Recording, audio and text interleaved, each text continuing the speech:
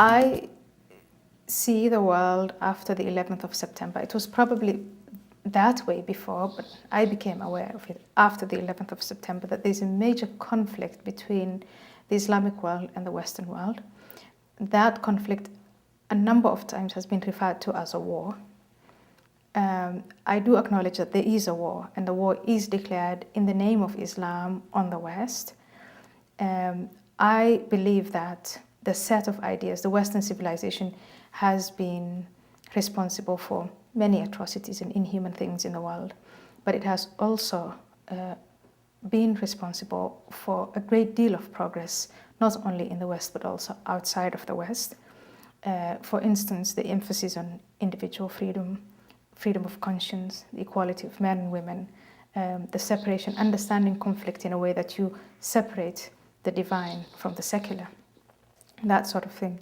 I think that those ideas, once put to practice, will bring, or can bring, and have proved that they could bring prosperity and peace, especially peace, to humans. And that if we who are born into Islam learn from the West without copying the atrocities, without having to go through our own genocides and inquisitions and crusades and anti-Semitism and persecution of women, that we can learn a great deal from the West. Just like the Japanese have retained their culture but have learned a great deal from the West.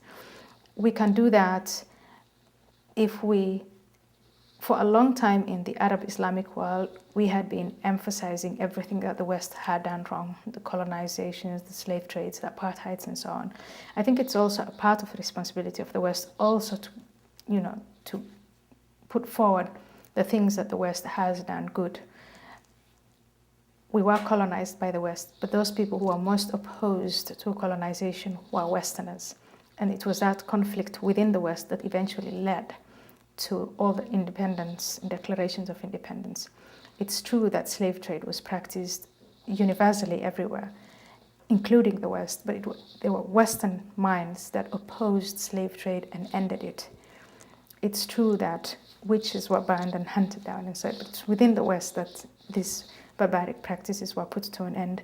And I think that it's time that the West markets itself that way, and that we also stop blaming the West for everything that went wrong with us and learn to take responsibility for our own actions.